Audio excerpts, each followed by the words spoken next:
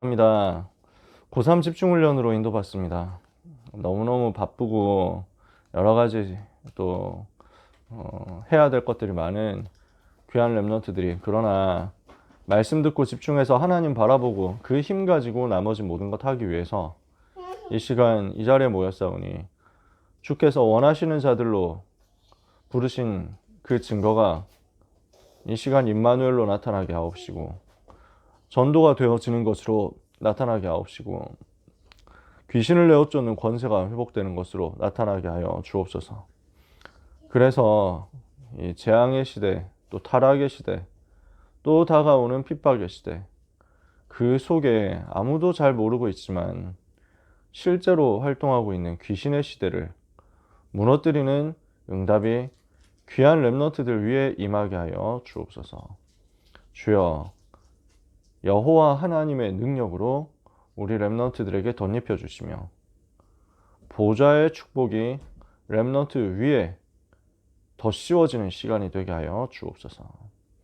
이 시간 집중훈련 시작해서 내 강의로 인도받사오니, 함께하는 이틀 동안 우리 렘넌트의 마음과 생각에 하나님의 은혜가 담기게 하여 주옵소서. 예수 그리스도의 이름으로 기도합니다. 아멘.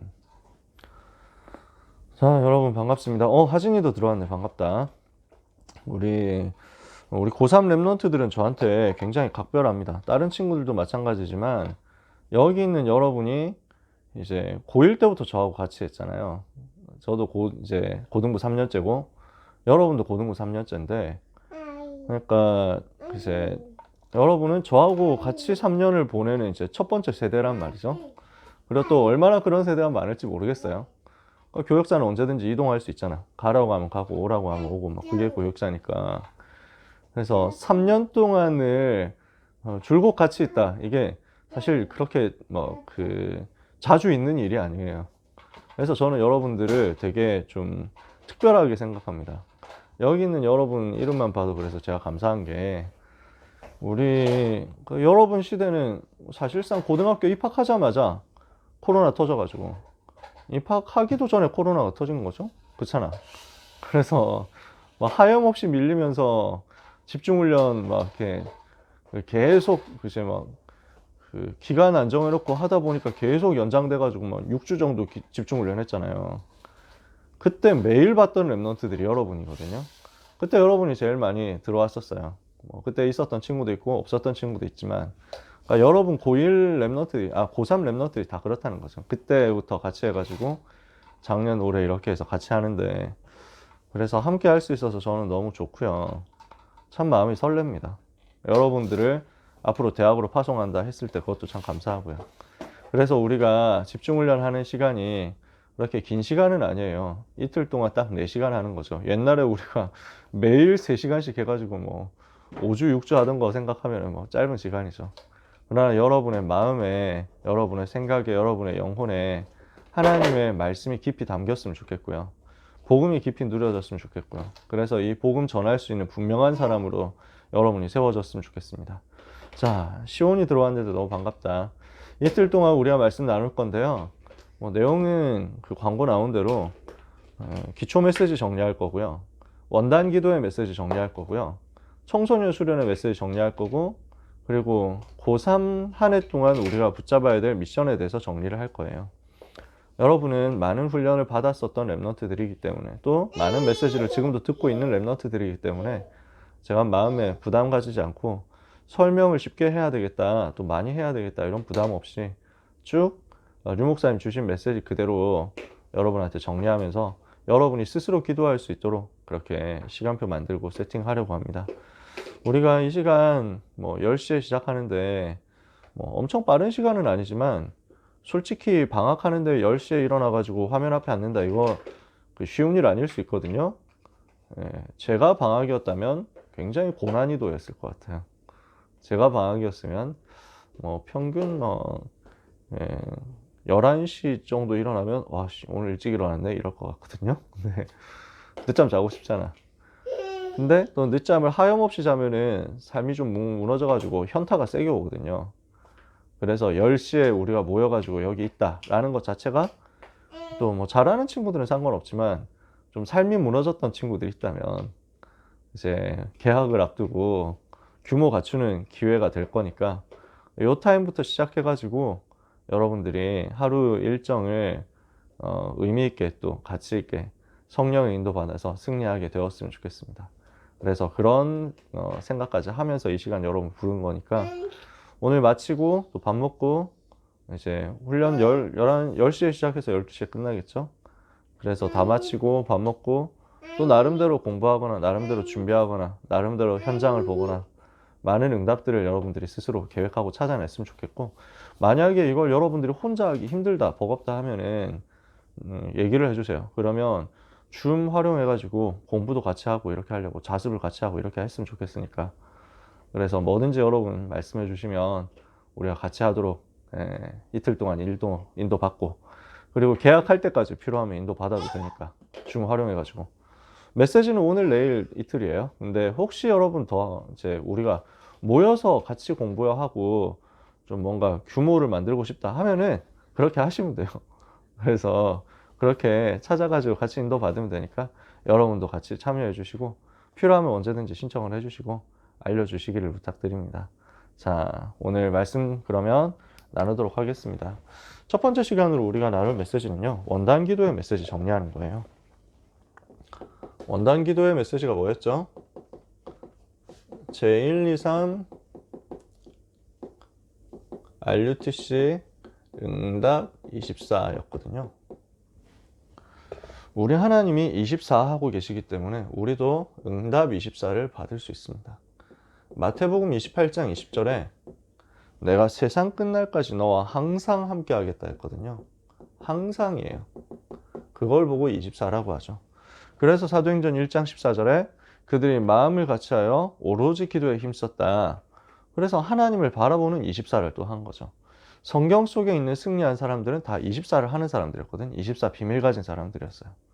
내가 항상 여호와를 내 앞에 모시며, 이게 다윗이 가지고 있었던 24 비밀이었고요. 오늘 렘넌트 여러분들이 요셉이 누렸던 것처럼 여호와께서 요셉과 함께 하심으로, 다윗이 누렸던 것처럼 여호와께서 나와 함께, 또 중요한 성경 속의 승리자들이 응답받았던 것처럼 24 임마누엘, 이 축복을 여러분의 것으로 누리는 오늘 하루 그리고 올 한 해가 되기를 바랍니다. 그리고 평생이 되기를 바랍니다. 하나님은 24를 하고 계세요. 하나님은 쉬지 않으시죠. 24시 쉬시는 분이 아니십니다. 하나님은 피곤해가지고 이 정도 했으면 좀 자자, 이런 하나님이 아닙니다. 하나님은 24 역사하시는 살아계신 전능하신 하나님이십니다. 어떻게 24를 하고 계십니까? 성부 하나님께서 말씀으로 24시 역사하고 계십니다. 그 말씀을 주사 우리와 함께 24 역사하고 계시죠. 성자 하나님께서 왕으로, 선지자로, 제사장으로 지금도 24시 역사하고 계십니다. 성자 하나님의 예수 그리스도의 사역은 십자가에서 완성됐죠. 그러면은 그 그리스도의 사역은 어떻게 지금도 이루어지고 있습니까? 잠시만요. 죄송해요. 성자 하나님의 사역이 24 어떻게 이루어지고 있습니까? 우리가 그 이름 부를 때, 예수님이 그리스도라는 사실을 믿고 그 이름 부를 때 지금도 왕의 역사, 선지자의 역사, 제사장의 역사 일어나잖아요. 지금도 여러분이 가는 곳마다 그리스도 이름 부를 때 사탄이 결박되는 왕의 역사, 지금도 그리스도 이름 부를 때 죄로 인한 저주와 재앙이 물러가는 제사장의 역사, 지금도 우리가 현장에서 기도할 때 하나님 만나는 길이, 현장이 열리고 지옥의 배경이 꺾이고 미래가 보이는 선지자의 역사 일어나는 겁니다. 그게 지금도 성자 하나님께서 하시는 일이죠. 성령 하나님께서 우리에게 내주하시면서 우리를 인도하시면서 우리 속에 충만하셔서 능력으로 역사하십니다. 이게 하나님께서 지금 하고 계시는, 성삼위 하나님께서 하고 계시는 24시입니다. 그런데 우리가 생각해야 될 게 뭐냐면 마귀도 24를 하고 있습니다. 사단이 24를 안 하고 있다고 하면은, 마귀가 활동 안 한다고 하면 우리는 되게 좀 널널하게 놀면서 살아도 돼요. 맨날 유튜브만 보면서 살면 됩니다. 맨날 넷플릭스 끊어가지고 돈 되는 대로 막 다 끊고 그 다음에 있는 대로 다 처묵처묵 하면서 살아도 됩니다. 근데 마귀가 24 하고 있어요. 사단이 24 역사하고 있단 말이에요. 이 세상 신마귀는요, 고린도후서 4장 4절에 지금도 믿지 않는 사람들의 마음을 혼미하게 하고 있다고 그랬거든요. 그리스도의 영광의 빛이 비춰지지 못하도록, 말씀이 들려지지 못하도록, 복음이 들려지지 못하도록 자꾸 가리고 방해한다. 그래서 에베소서 4장 27절에 계속 틈을 타고 공격을 하거든요. 그러면서 베드로전서 5장 7절 8절에 우는 사자같이 두루다니며 삼킬 자를 찾고 있고 세상을 어지럽히고 있거든요. 지금도 이 사단이 활동하고 있단 말이에요. 그래서 하나님은 우리가 하나님이 주시는 24 비밀 속으로 들어가도록 나의 24를 찾기를 원하시는 겁니다. 왜냐? 마귀가 24 활동하고 있는데 우리가 모르고 있으면 여기에 당하거든요. 모르고 있다가 여기에 속아가지고 실패하면 얼마나 억울합니까? 여러분, 우리는 붙잡아야 돼요. 사람은 자기도 모르게 24 하고 있거든요. 모든 사람이 24 하고 있어요. 우리는 뭐에 24 하고 있습니까? 내가 제일 관심 있는 게 24거든요. 내가 제일 생각나는 게 24거든요. 내가 제일 관심 있는 거, 내가 제일 마음에 담고 있는 거, 그걸 24 하고 있는 거예요. 게임 24인 사람은 게임을 밤낮 하지 않더라도 게임 생각이 계속 납니다. 그래서 학교에 있더라도 빨리 끝나고 피방 가야지, 이 생각을 계속합니다. 그럼 그 사람은 게임 24예요. 그쵸? 내가 노래를 항상 듣지는 못하지만, 아이돌 덕질을 항상 하지는 못하지만, 뭐 잠은 자야 되잖아. 밥은 먹어야 되잖아. 숨은 쉬어야 되잖아. 근데 중요한 순간마다 사실 노래 듣고 싶다. 빨리 그거 해야 되는데, 빨리 거기 가야 되는데, 이번에 앨범 새로 나왔을 건데, 이렇게 하고 있으면 그거는 아이돌의 24를 하고 있는 거죠. 그쵸? 뭐가 맞다, 뭐가 틀렸다를 얘기하는 게 아니라 나의 영적인 상태의 24는 어디에 지금 제일 많이 우선순위 가 있느냐라는 거예요. 사람은 자기도 모르게 24를 하고 있는데, 자기가 24 하고 있는 것이 축적되거든요. 쌓이죠. 누적이 되죠. 그러면 이게 그 사람의 캐릭터가 됩니다. 그러니까 주변에서 다 알잖아요. 쟤는 그거 24야 하면 알잖아요. 남자들 중에는 뭐 해외 축구 24인 사람 많거든요. EPL 24 맨날 막 나오기만 하면 막 떠드는 막 그래가지고 무슨, 그래서 야 어제 맨시티 봤냐 뭐 이러고 막 이렇게 학교만 오면 막 그 얘기하는 거야. 그래서 막 이렇게 호날두 그 새끼 하면서 막 계속 막 이래가지고 그 다음에 막 왜 맨날 대전이라고 막 맨날 싸우거든. 메시가 낫냐 호날두가 낫냐 이거 가지고 계속 싸우면은 그거 가지고 키보드 배틀 뜨느라고 이렇게 막 그 개날두 완전 멸망이죠 뭐 이러면서 막 크크크크 하고 있으면은 뭐 6경기 한 골따리 뭐 이래가지고 4부 리그에서 6부 리그에서도 한 골밖에 못 넣었죠 이러면서 서로 막 밤새 그것만 하는 거야 진짜. 그래서 뭐랄까 한 번도 그 동네 가본 적 없는데 명예 맨체스터 시민 뭐 이렇게 해가지고 막 싸우는 거지. 잘못됐다는 얘기가 아닙니다. 팬들이 다 그런 거니까요. 저도 아직까지 보스턴에 한 번도 가본 적 없지만 제 인생은 뭔가 보스턴 레드삭스 네이션이다 이렇게 생각을 하고 있단 말이에요. 언젠가는 한번 가보려고요. 근데 무슨 얘기를 하려고 하느냐면, 그 사람을 봤을 때 그러면 쟤는 진짜 막 그 답이 없어 해축바돌이야 뭐 이렇게 하는 그게 생기겠죠. 캐릭터예요. 여러분 나름대로 캐릭터 생기면 좋습니다. 그쵸? 근데 그 캐릭터가 쌓이면서 뭐가 되냐면 브랜드가 되죠. 플랫폼이 되어버려요. 그러면서 어느 날 인생이 되는데 그게 그 인생 자체가 되는 거지. 그런데 우리가 뭐 무슨 취미 24 해가지고 저 사람은 낚시 24야 뭐 이렇게 그것도 좋다. 당장 류광수 목사님도 낚시 24잖아요. 항상 낚시 생각하면 기분 좋으시고 뭐 이렇단 말이에요. 가는 것보다 낚시를 추천하시면서, 낚시하면은 호흡하고 기도하는데 얼마나 도움되는지 모른다. 낚시는 진짜 복음적인 취미야 하고 이렇게 선전을 하시고 선동을 하시지만, 그렇게 낚시를 나가가지고 이틀씩 돌아오지 않는 남편을 둔 아내 입장에서는 이거 완전 마귀 전략 아니야 뭐 이런 생각을, 집 내버려두고 어디 가가지고 막 이래가지고 갔다 오면은 막 씻지도 않고 며칠 동안 있다가 오면 냄새 나가지고 막 이래가지고 이런단 말이에요. 그러니까 누가 봤을 때는 되게 악한 건데 누가 봤을 때 되게 좋은 거고 이렇다니까. 뭐가 제일 문제냐면 영적인 상태에서 뭐가 그 사람의 브랜드가 되어 있냐, 영적인 상태에서 뭐가 그 사람 캐릭터가 되어 있냐, 그걸 가지고 인생이 평가되는데 마귀가 갖다주는 24쪽으로 3, 6, 11이 나의 캐릭터가 되어 있으면 곤란하다 그 말이에요.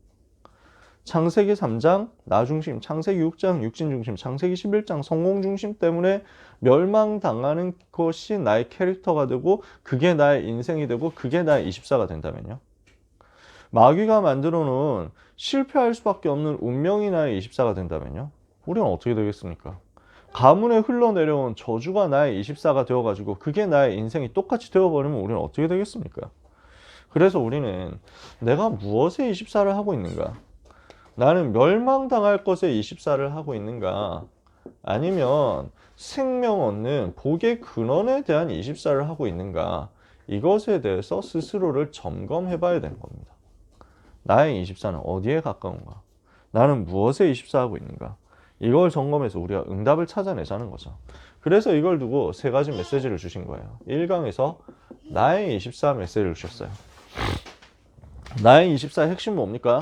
보좌가 내 안에 임하는 거거든요. 가장 어려울 때 예수님이 제자들에게 감람원에서 답을 주셨어요. 세상이 너무 힘들죠. 살아가는 게 너무 어렵습니다. 근데 우리보다 초대교회는 몇 배로 더 어려웠습니다. 왜냐? 예수 믿는다는 이유로 핍박을 받고요. 예수 믿는다는 이유로 사회생활이 안 돼요. 여러분, 뭐 성적 올리는 게 얼마나 힘든 일입니까? 그죠? 등급 올리고 좋은 대학 가고 하는 게 되게 어려운 일이거든요. 근데 예수 믿는다는 이유로 감점이 된다. 이러면 여러분 얼마나 낙심되겠습니까? 예수 믿기 때문에 기본적으로 수능 점수 5점씩 따고 들어가자. 이러면 여러분 얼마나 낙심되겠어요? 진짜. 1, 2점 차이로 당락이 결정되는데 예수 믿으면 무조건 내신 등급 마이너스 1 이렇게 되면 어떻게 되겠습니까? 굉장히 힘들겠죠. 근데 예수 믿는다는 이유로 수능 응시 자격 제한 뭐 이러면 어떻게 되겠어요? 그게 초대교회였어요. 초대교회는 뭐 감점 수준이 아니고 아예 응시가 안 되는 거야. 대학 입학을 못 한다니까. 예수 믿으면 사회생활이 안 돼요. 사회에서 추방당해요. 그 사람들하고 거래를 안 해줘요. 그 정도를 넘어서서 이제 감옥 가고요. 그 정도를 넘어서서 처형당하고요. 그게 초대교회가 처한 환경이었어요. 그 어려운 상황 속에서 근데 예수님 제자들에게 답을 주신 거거든요. 아무것도 걱정하지 마라. 네가 응답받으면 된다는 거예요. 내가 응답받으면 된다는 것을 알려주셨어요. 그게 우리 주님이 감람원에서 주신 답이었어요. 이걸 놓치니까 3단체가 지금 창세기 3장, 6장, 11장으로 전 세계 장악하고 있거든요. 나 중심, 육신 중심, 성공 중심을 해가지고 네가 하나님처럼 된다고 하면서 거짓말하거든요. 네가 능력 얻으면 된다 해가지고 네피림 접신하도록 만들고 있어요. 그러면서 바벨탑 쌓아 올리도록 자꾸 이제 시키는 거죠. 그 배후의 역사는 사단에게 완전 속아서 전 세계는 어려움 당하고 있거든요. 우리는 뭘 해야 되느냐? 거기에 속아서 따라가지 말고 하나님이 만드신 나를 찾아야 됩니다. 이것을 발견해서 보좌가 내 안에 임하도록 응답을 찾아내는 거죠. 이게 나의 24입니다. 내 안에 보좌의 능력이 임하는 거예요. 그게 24예요. 성경의 증인들이 그랬던 것처럼 393의 축복이 임하는 것이다 그랬죠. 393이 뭔지 혹시 최근에 메시지 많이 못 들어가지고 이해 안 되는 사람이 있습니까? 393이라는 말은 성삼위 하나님께서 주시는 능력으로 충만해지는 겁니다. 앞에 얘기했죠. 말씀으로 복음으로 하나님이 주시는 능력으로 충만해지는 거예요. 성삼위 하나님께서 내 속에 역사하시면 그때 영력, 지력, 체력, 경제력, 인력 5가지 힘이 회복되게 되어 있습니다. 우리는 영혼이 힘을 얻어야 돼요. 그리고 우리 뇌가 힘을 얻어서 지혜가 생기는 거예요. 우리의 체력, 건강이 회복되는 거예요. 그러면서 우리에게 하나님이 세계복음할 수 있도록 경제를 주시는 거죠. 물질을 주시는 거예요. 무너지지 않도록. 그리고 만남의 축복을 주시고 사람을 붙이셔서 제자를 세우게 하시는 거죠. 성삼위 하나님으로 내가 충만할 때 오력이 생깁니다. 그리고 그 성삼위 하나님께서 보좌의 능력으로 나에게 역사하시죠. 보좌의 축복이 9가지로 나에게 임하는 겁니다. 그게 뭡니까? 자, 보좌의 축복 9가지 뭐예요? 우리가 기도할 때 하나님은 보좌에서 역사하시죠. 보좌에 어떻게 하나님 역사하십니까? 성삼위 하나님이 보좌에 계시죠. 그리고 천군 천사가 거기서 동원되고 활동되죠. 그리고 사탄이 결박됩니다. 보좌의 능력 속에서요. 요한계시록 4장을 보면요. 보좌의 배경에 대해서, 보좌의 현장에 대해서 요한이 가가지고 올라가서 환상 중에 보고 이것을 기록해 놓은 게 있거든요. 보좌가 있는데 그 보좌에 성삼위 하나님께서 앉아 계세요. 성삼위 하나님께서 지극히 높으신 하나님께서 영원하신 하나님께서 보좌에 좌정하시고 그리고 내 생물이 있어요.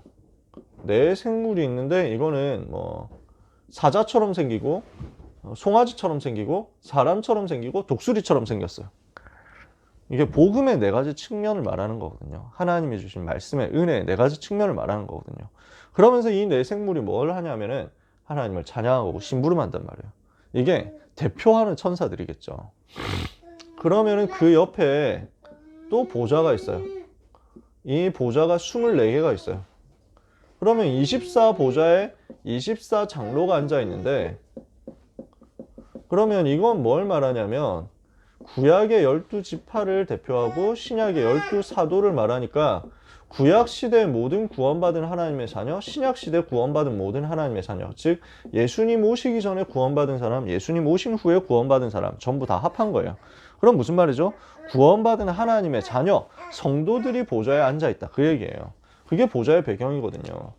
그래서 성삼위 하나님이 앉아 계시고 구원받은 하나님의 백성도 여기 있고 그 다음에 이 내 생물 말고 헤아릴 수 없는 수많은 천사들이 또 옹위하면서 심부름을 하고 있어요. 왔다 갔다 하면서 계속 사역하는 거예요. 천군과 천사가 여기서 동원되는 거예요. 구원받은 하나님의 자녀들이 천군 천사와 함께 밤낮으로 여호와 하나님을 찬양하고 높이면서 영원토록 기뻐하는 것이 보좌예요. 보좌에서 지금 이 역사가 일어나거든요.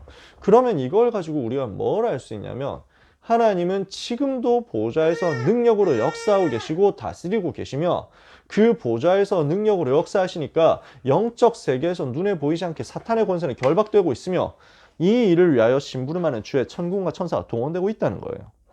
영적인 세계를 누리라는 겁니다. 그게 보좌의 축복이에요. 보좌의 능력이에요.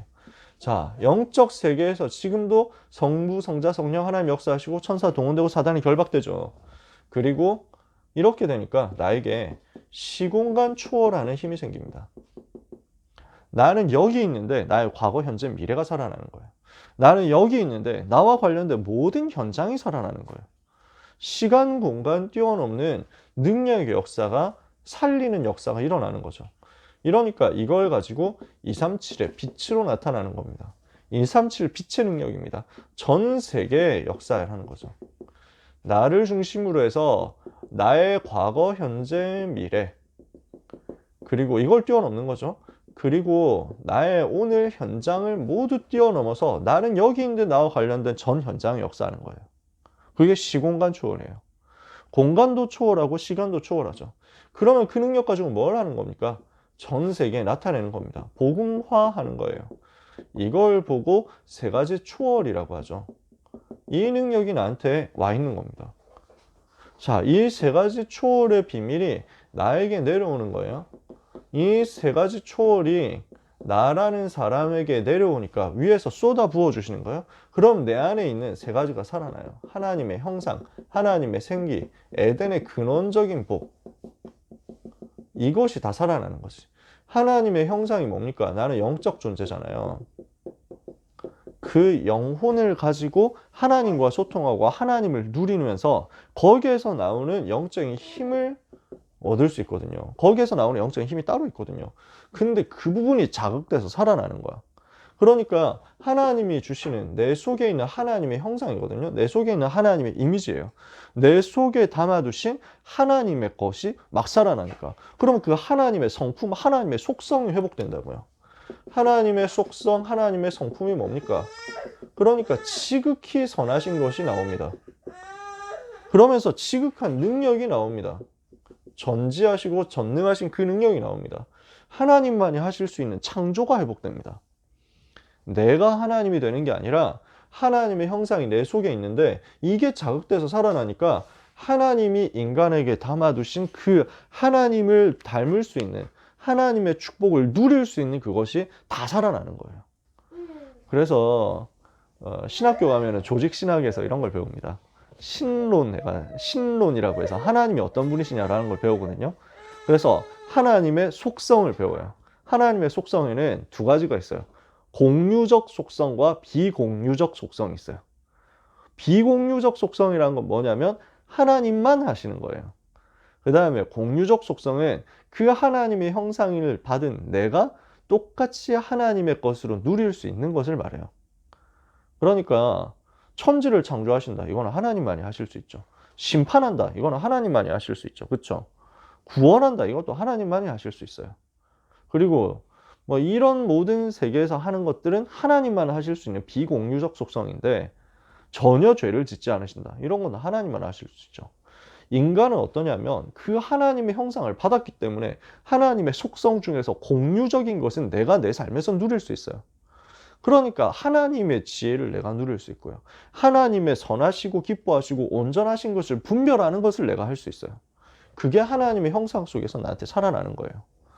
그러면 이 하나님의 형상 속에서 하나님이 주신 생기가 나를 자극하고 나를 살리거든요. 이게 내 속에 들어오는 거야. 그럼 어떻게 됩니까? 내 속에 하나님의 생기가 충만하니까 나의 영혼, 나의 마음, 생각, 나의 육신이 다 살아나는 거죠. 이 부분이 회복되는 거예요.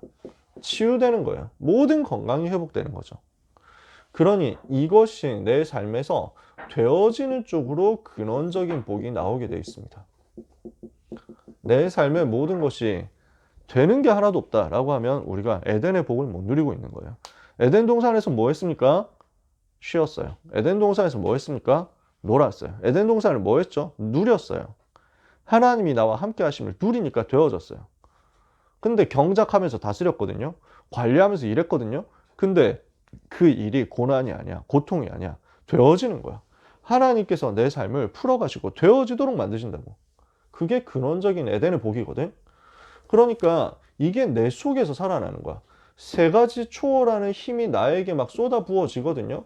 그러니까 이 힘을 얻어가지고 여기에서 막 이게 막 회복되는 거야. 내 속에서. 요게 세 가지 생명 운동입니다. 세 가지 생명 운동.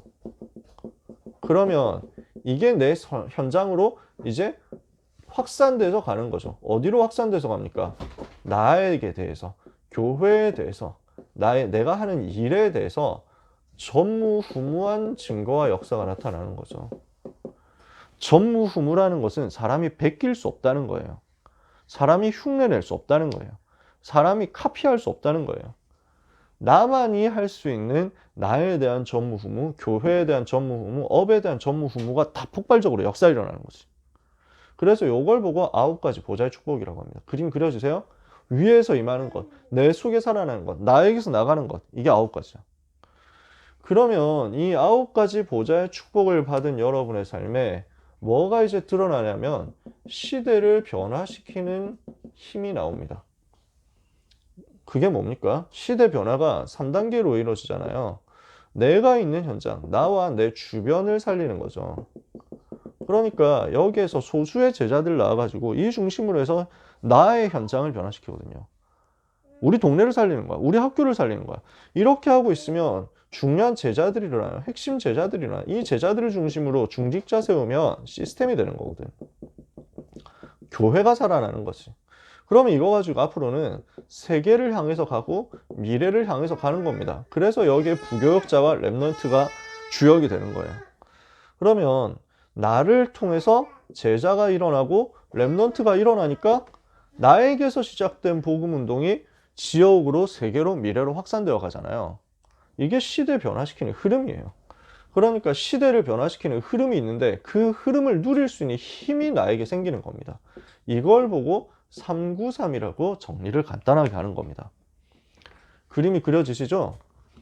그러니까 이거를 시간마다 자세하게 설명하면 좋은데 설명하려면 벌써 시간 많이 갔잖아. 그치? 그러니까 393이다 하고 퉁치는 겁니다. 이렇게 메시지 때는 유 목사님이 자세하게 풀면은 뭐 이것도 엄청 자세하게 푼 건 아니에요. 이 하나하나에만 해도 얼마나 많이 담겨 있습니까? 그렇죠? 이 393 누리는 영적인 비밀을 우리가 기도로 허락받은 겁니다. 성삼위 하나님의 능력과 보좌의 축복과 시대를 변화시킬 수 있는 이 비밀이 나에게 기도 속에서 누려지도록 하나님이 만들어 주셨어요. 그러면 이때부터 어떻게 됩니까? 나한테 문제가 온 것 같은데, 나한테 갈등이 온 것 같은데, 나한테 위기가 온 것 같은데, 우리한테는 요 힘이 있잖아. 그치? 그러니까 어떻게 됩니까? 문제가 온 것 같은데 알고 보니까 그 속에 답이 있고요. 문제 자체가 답이야. 갈등이 온 줄 알았는데 그 갈등이 오히려 갱신하는 시간표야. 나를 완전 살리는 거지.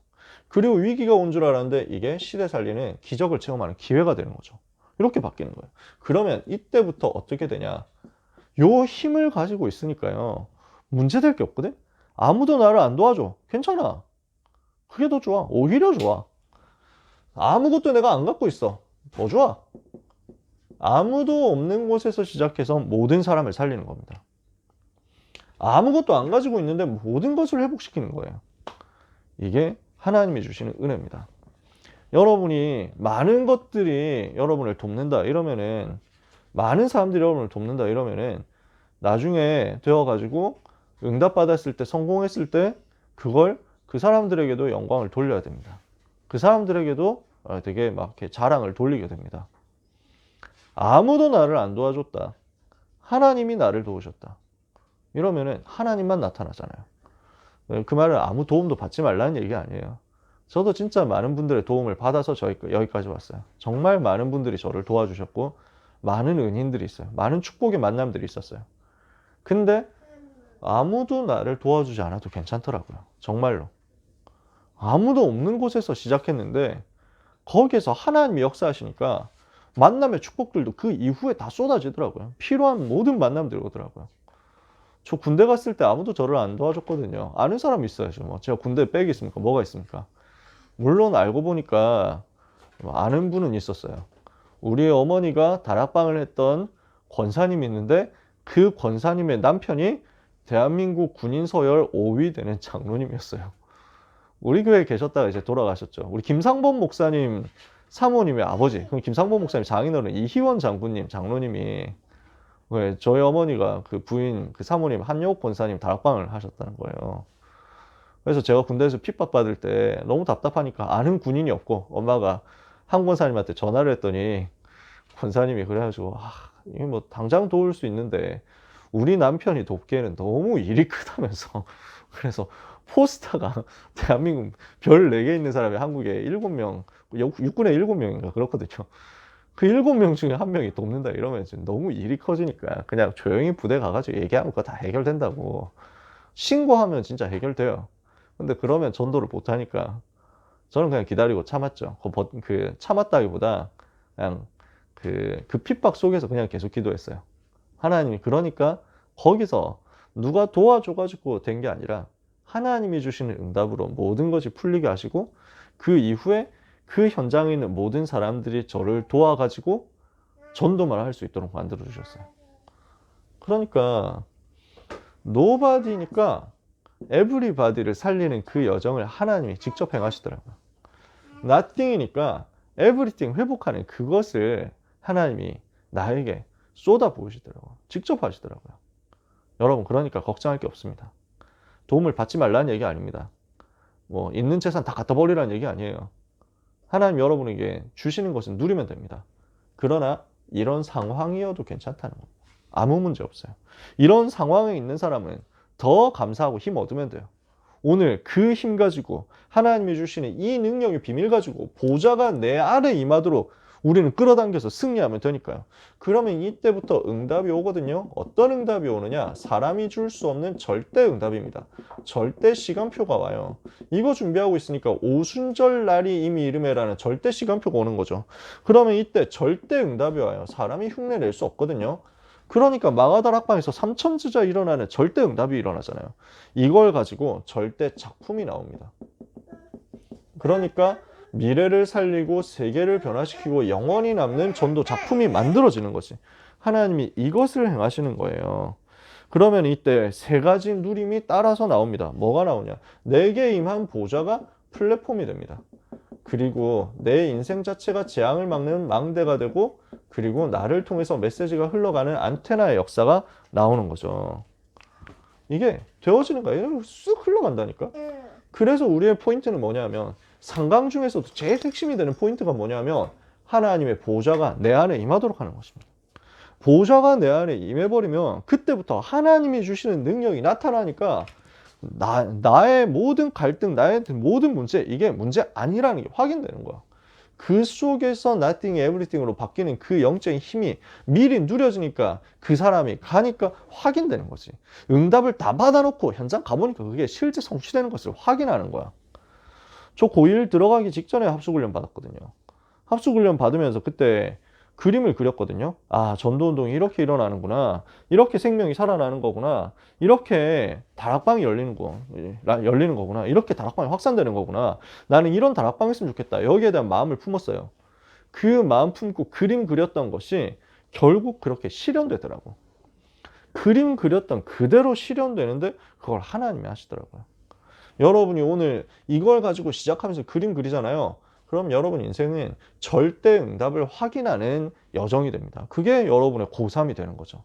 그래서 우리가 고3 본격적으로 3월달 학기 시작하기 전에 여러분과 같이 집중훈련 하면서 그림부터 그리고 시작을 하는 거예요. 영적인 힘을 얻으시기 바랍니다. 그러면 이것이 교회 24로 연결됩니다. 교회 24는 뭡니까? 교회 생활 속에서 하나님이 나와 함께 하심을 누리고 보좌의 축복을 누리는 겁니다. 교회 생활 속에서 보좌의 축복을 누리는 겁니다. 교회를 통해서 내가 보좌를 누리고요. 그 다음에 교회 사역을 하고 교회를 살리고 교회를 섬기는 그 속에서 보좌를 누리는 거예요. 초대교회는 아무도 못 막았거든요. 제일 어려운 상황이었잖아. 근데 초대교회는 완전 승리했어요. 세계를 정복했어요. 어떤 배경도 어떤 조건도 어떤 도움도 없었다니까요. 숫자도 안 많았어요. 딱 120명이었어요. 근데 인구 7천만 넘는 로마를 살렸어요. 로마를 정복했다니까. 어떻게 했습니까? 왜 승리할 수 있었습니까? 아무도 가질 수 없고 아무도 빼앗아갈 수 없는 그 답을 가지고 있었어요. 갈보리산 언약을 가지고 있었거든요. 예수님이 그리스도 되셔서 인생의 모든 문제를 십자가에서 단번에 해결하셨다는 이 언약을 붙잡은 거예요. 감람산에서 분명한 답을 얻었어요. 앞으로 세계복음화까지 어떻게 흘러갈 것이냐에 대한 미래에 대한 미션을 다 받았어요. 그리고 마가다락방의 성령 충만을 받고 이 힘을 얻어서 전 세계에 살리도록 파송될 사람들이었거든요. 이게 교회였어요. 이게 초대교회였어요. 이 비밀을 하나님이 교회를 통해서 부어주신 거예요. 교회는 뭡니까? 보좌의 축복을 누릴 수 있는 그림자고요.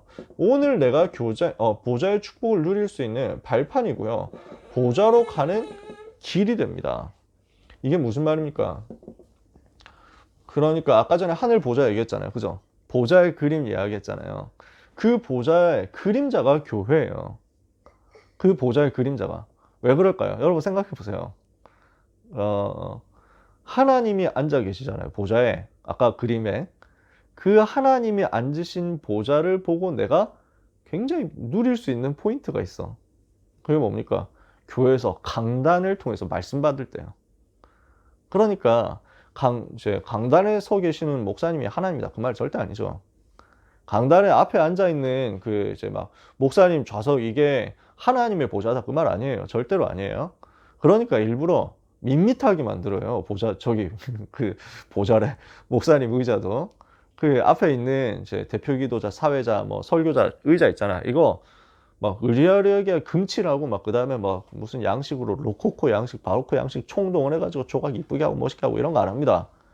되게 밋밋하게 멋 없게 만들어요. 왜냐? 착각할까봐. 아, 저게 보좌인가 하늘 보좌인가 이러면 안 되지. 우리하고 똑같아요. 그 의자도 우리하고 똑같아. 근데 뭘 말하냐면 하나님은 강단에서 주의 종을 통해서 세우신 주의 사자를 통해서 우리에게 말씀을 주시거든요. 누구를 세우셨든지 간에 어느 목사님이 서셨든지 간에 설교를 잘하는 분이든 못하는 분이든 상관없이 하나님이 그 메신저를 통해서 그 메시지로 나에게 쏟아부어 주시는 거야. 그 시간이 하나님의 보좌가 내 안에 임하는 시간이 되거든요. 그러면은 아까 24장로 얘기했죠. 24장로의 보좌는 어디 있습니까? 우리가 앉아있는 장의자가 24장로의 보좌예요. 성도가 앉아있는 거잖아. 그러니까 교회 앉아있는 그 긴 의자 있잖아. 그거 다 우리 보좌야. 천사들이 찬양하잖아요. 어디 있습니까? 성가대석에 다 있다니까. 성가대원들이 천사란 말이 아니고 천사들이 우리 천국 가면 천군 천사들이 찬양대로 계속 할 건데 그걸 우리가 그림자로 보게 해준다니까. 그러니까 보좌의 축복의 그림자가 예배 시간에 다 나와 있는 거야. 아까 전에 얘기한 이 보좌의 축복을 내가 어떻게 누립니까? 영적인 힘을 어떻게 누립니까? 강단에서 말씀 받고 예배하고 기도하고 응답받고 승리하면서 내가 누리는 거예요. 그러니까 이 보좌의 축복의 발판이 교회야. 우리는 지금 교회라는 배경 속에서 여기 모여 있잖아요. 그렇죠? 교회, 임마누엘 서울교회라는 교회의 한 팀이 되었기 때문에 여기 여러분들이 계시는 거예요. 그쵸? 그러니까 이 영상 가지고 또 다른 교회에서도 도움받고 필요하다면 그렇게 하겠죠. 그거는 교회라는 배경이 있기 때문에 그런 거예요. 그러니까 우리가 말씀 받고 훈련 받고 포럼하고 기도하고 하는 그 보좌의 축복을 누릴 수 있는 방편이 교회를 통해서, 교회가 통로가 되는 거야.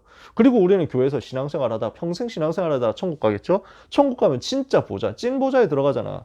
그러면 그 보좌에 앉게 되는 그 시간표까지 우리의 길을 이끌어주는 게 교회야. 그러니까 교회 축복이 얼마나 중요합니까?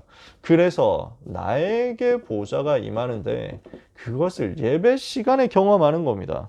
그리고 이것을 미래, 후대에 전달하는 겁니다. 그래서 교회가 중요한 거예요. 보좌가 나에게 임하고 보좌가 우리에게 임하는데 예배를 통해서, 보좌가 후대에 임하는데 미래에 임하는데 이게 교회를 통해서.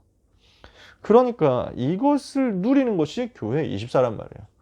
보좌가 내 안에 임하는 것이 나의 24. 보좌가 예배를 통해서 우리에게 임하는 것이 교회 24. 그럼 우리가 이것을 다 같이 찾아서 누려야 되겠죠. 그러면 이 교회를 통해서 이 교회의 보좌의 축복이 임하는 24의 역사가 일어난다. 어떻게 되겠습니까? 미래 캠프가 교회를 통해서 되어지는 거예요.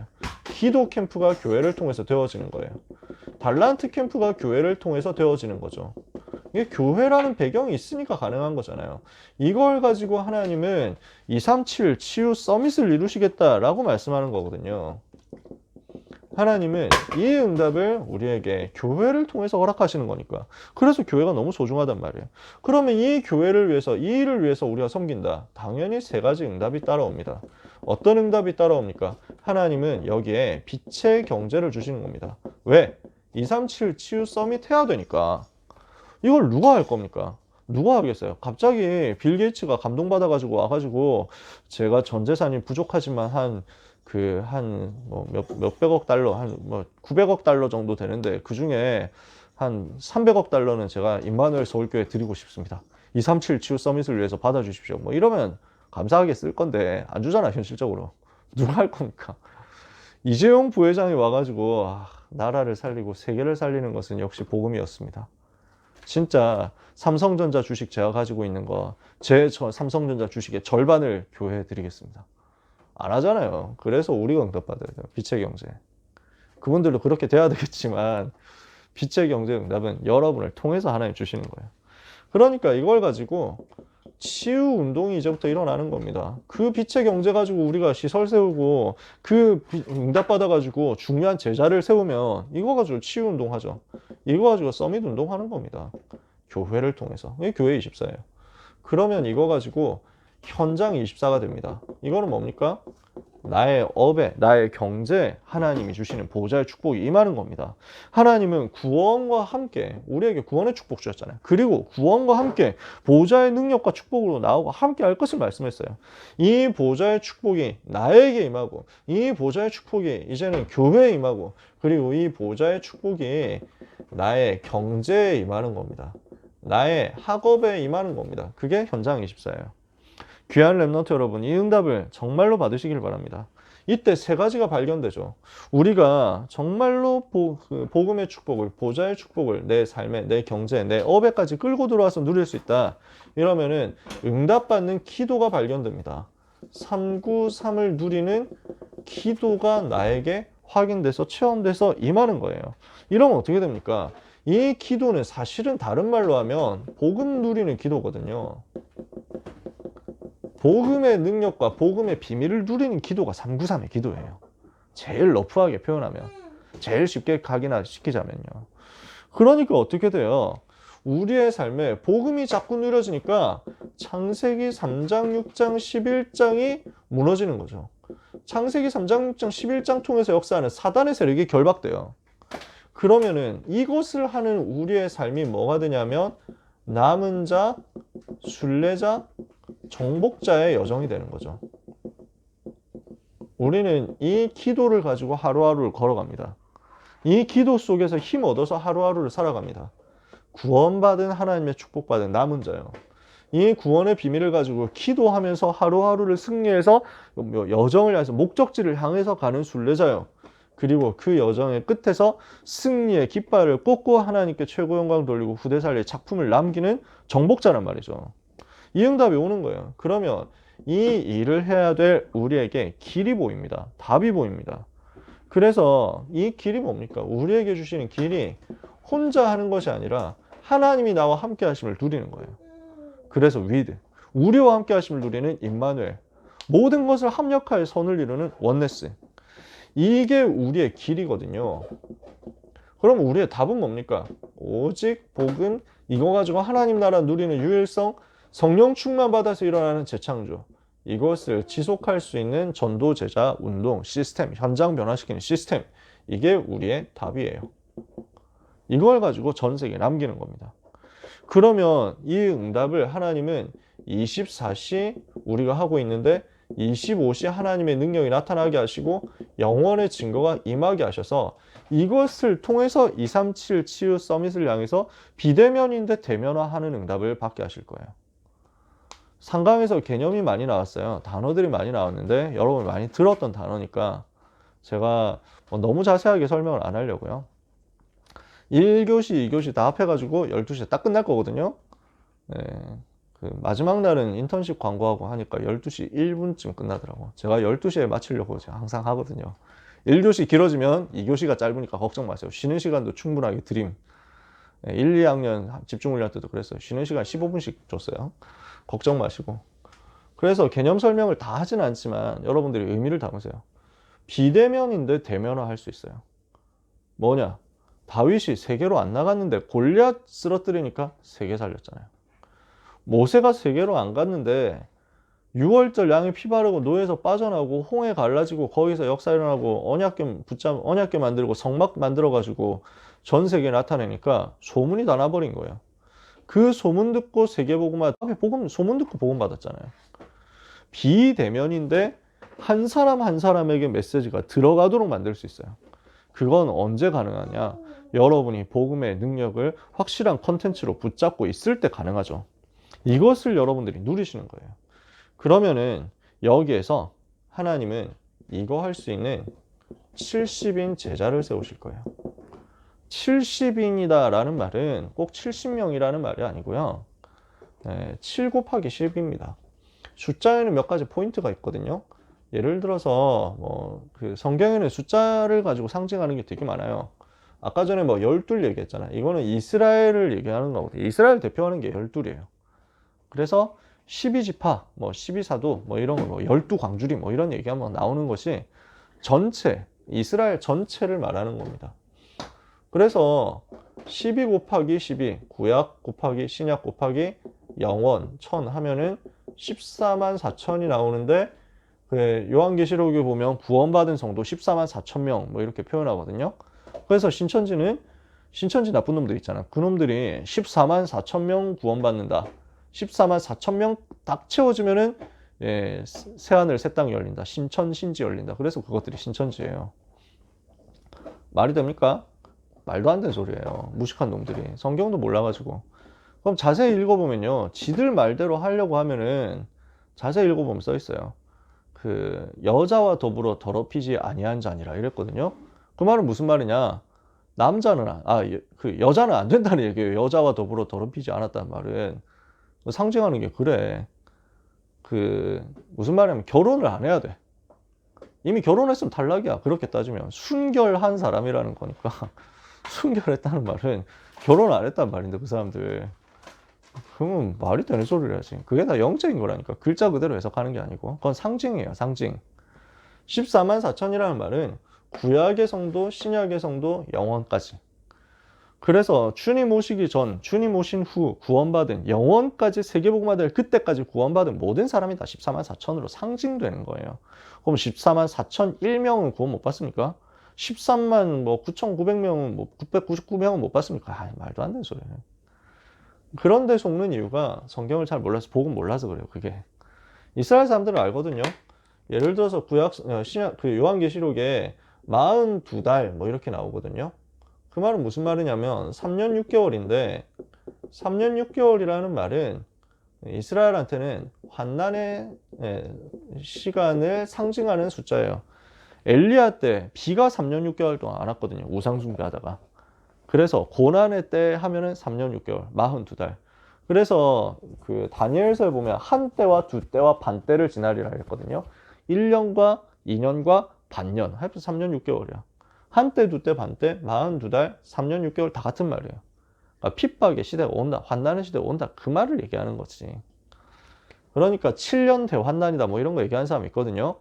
뭐 틀린 말은 아니에요. 7년일 수도 있지. 근데 상징이에요, 상징. 확실한 것은. 그 다음에 70이라는 것도 마찬가지예요. 7은 하나님의 숫자라서 완전수거든요. 그 다음에 10도 채워졌다라는 거예요. 충만을 말합니다. 그러니까 70이라고 하면 이것도 전체를 말해요. 그래서 구약 성경에 보면은 그 모세가 중직자 세울 때 70인 장로를 세웠어요. 그 다음에 신구약 중간기 시대 때 프톨레마이오스 왕조에서 유목사님 알렉산더 대왕이 불러가지고 성경 번역시켰다 했는데, 알렉산더는 아니고 알렉산더의 부하 중에 한 명이 프톨레마이오스라는 사람인데, 그 사람의 후손들이 이제 왕조를 세워요. 이집트에, 애굽의 왕조를 세우거든요. 그 프톨레마이오스 왕조에서 누구 왕이었는지 제가 잘 모르겠는데 불러가지고 성경 번역해달라 합니다.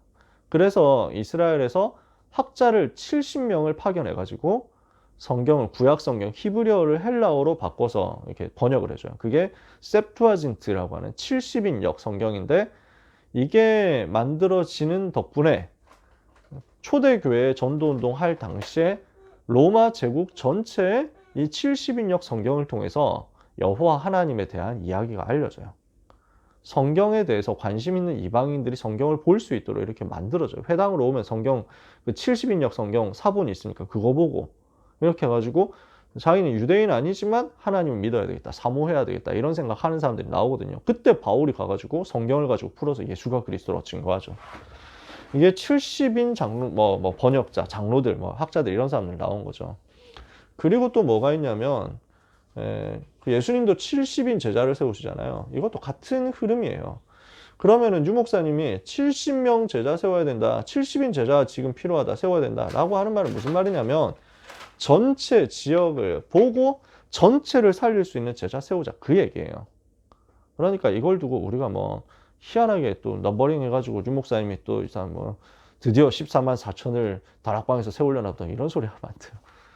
옛날에 전도제자 그 넘버링 해가지고 세웠더니 우리 보고 이단이라고 막 그렇게 시키려고 하는 사람들이 드디어 류광수 목사 정체를, 본색을 드러냈다면서 드디어 14만 4천 카운트다운 시작한다고. 우리는 그런 말 하지도 않았는데.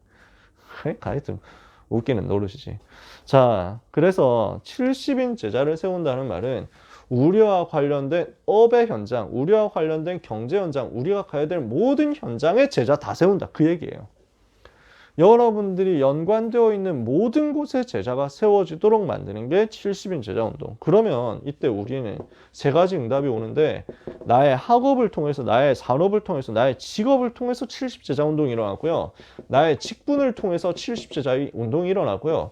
내가 들어가야 될 나와 관련된 선교 현장을 통해서 70제자 일어나요. 여러분 여기에 대해서 행복한 그림 그리셨으면 좋겠어요.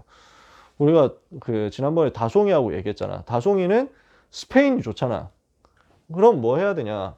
스페인이라는 나라를 두고 기도하는 거지. 스페인 여행 한 달 가는 거는 당연히 할 거고, 그걸 뛰어넘어 가지고 뭘 하는 거냐면 스페인과 스페인어권 살리는 선교를 마음에 담는 거야. 그걸 생각하는 거지. 여러분이 각각 뭘 가지셔야 되냐면, 나는 이 나라를 살리겠다는 나의 선교지를 세팅하는 거야. 나의 선교지를 가지고 나의 선교사님을 찾고, 그걸 가지고 내가 진짜 기도하면서 그 나라에 랩넌트 세우고, 그 나라에 TCK 세우고, 그 나라에 다민족 전도제자 세울 것이다. 여기에 대해서 그림부터 일단 그리시는 거예요. 그러면 여러분의 인생은 어떻게 되냐면, 하나님이 여러분에게 주시는 경제와 산업을 가지고 70인 제자 세우고요. 하나님이 여러분에게 주신 그 직분을 가지고 하나님이 여러분에게 교회 안에서 주시는 그 직분, 교회 안에서 주시는 미션을 가지고 교회 살리는 제자 세우고요. 그리고 선교와 관련된 제자 세워가지고 그 선교지를 돕는 최고 중직자, 최고 산업인, 최고 전도자 되시는 거예요. 하나님은 그것을 여러분에게 계획을 이미 다 해놓으신 거죠. 70지역 세계화 운동이란 말입니다. 그러면 이것을 두고 아침에 정시기도 하면서 모든 것에 대한 답을 보고 갱신하고 기회를 찾는 거죠. 그러니까 모든 것 준비하는 거예요. 그리고 낮에는 모든 것을 응답으로 바꾸는 겁니다. 그리고 밤에는 정리하면서 치유하는 거예요. 모든 것 정리하면서 치유. 요 정시기도하는 힘을 통해서 393 누림기도를 실제로 나의 삶에 시스템으로 딱 세팅되도록 만드세요. 그러면 그 능력은 여러분의 학업으로 연결돼서 올 거예요. 자, 말씀을 마칩니다. 많이 들었던 내용이지만 또 새롭게 여러분한테 뭔가 느껴지셨다면 그게 정상일 겁니다. 왜냐? 말씀이 그렇거든요. 말씀의 속성이 그래요. 우리가 예배 속에서 계속 393을 누리면서 승리해야 됩니다. 예배 시간은 성삼위 하나님 누리는 시간이고 보좌의 축복이 나에게 임하는 시간이고 시대를 변화시키는 힘이 나에게 회복돼서 현장으로 방출되도록 쏟아지도록 만들어지는 시간이거든요. 그러면서 예배 속에서 함께 할 때 393이 되어져야 되고 혼자 있을 때 기도 속에서 393이 누려질 수 있어야 됩니다. 이걸 가지고 누리고 있으면 여러분의 학업 속에서 393이 누려지게 될 겁니다. 무슨 말인지 이해가 되세요? 내가 예배 성공하죠. 내가 혼자 있을 때 기도 되어지죠. 거기에서 나오는 힘과 거기에서 나오는 기쁨과 거기에서 나오는 세상의 것으로 채워질 수 없는 만족이 여러분에게 학업으로 그대로 고스란히 이어져요. 직업으로, 산업으로, 경제로, 전문성으로, 기능으로 그대로 이어진다니까요. 그래서 이 응답을 우리가 찾자는 거예요. 그래서 이 응답을 받도록 우리는 무엇을 해야 되겠습니까? 귀한 랩런트 여러분, 이 시간 가지세요. 조용한 시간을 찾으세요. 고요한 시간을 찾으세요. 조용하다. 비슷한 말이지만 고요한 시간이라고 하면 약간 또 의미가 다르겠죠. 하나님과 나와의 시간이에요. 이 시간에 뭘 하는 거냐면 하루에 10분도 괜찮고 하루에 5분도 괜찮은데 이 시간 세팅해가지고 요때 나의 24를 설계하는 거예요. 나의 24에 대해서 내가 어떻게 올 한 해 2022년 1년 동안 24 하나님 주신 응답 받을 것이냐. 나는 앞으로 대학 생활 통해서 어떻게 24 응답 받을 것이냐. 나는 어떻게 평생의 인도를 받고 응답 받을 것이냐 하는 것을 말씀을 가지고 편집하고 설계하고 디자인해요. 그러면서 이걸 꿈을 자꾸 꾸는 거야. 그러면 이게 여러분에게 24의 드림이 될 거예요. CBDIP가 될 거야. 이걸 가지고 계속 행복하게 꿈을 꾸는 거지. 그러면 이것을 하나님이 성취해요. 그리고 능력이 여러분에게 나타나게 될 거예요. 자, 24 보좌의 축복이 내 안에 임하고 예배를 통해서 우리에게 임하고 나의 학업에 나의 경제에 연결돼서 온다. 보좌가 내 안에, 보좌가 교회에, 보좌가 나의 경제에. 그러면 이 축복을 누릴 수 있는 나의 조용한 시간을 만들어서 이 보좌가 나에게 임하는 이미지를 자꾸 찾아내는 거예요. 이 보좌가 내 속에서 임해서 올 한 해를 살리고 대학을 살리고 평생을 살리는 것으로 자꾸 꿈을 꾸세요. 행복하게. 그러면 하나님은 거기에서 실제 세계 살릴 수 있는 70인 제자 살릴 수 있는 세울 수 있는 미래를 여러분에게 갖다 주실 거예요. 정신 차려 보니까 내가 70제자 세우는 곳에 와 있네 이렇게 될 거예요. 그 응답의 축복을 귀한 모든 랩런트 여러분들이 24 누리는 한 해가 되기를 바라고 또 이번 방학 기간이 되기를 주님의 이름으로 축복합니다. 자, 11시 8분이니까 11시 20분에 시작합시다. 2교시. 괜찮죠? 12분 쉬었다가 11시 20분에 시작할게요. 감사합니다.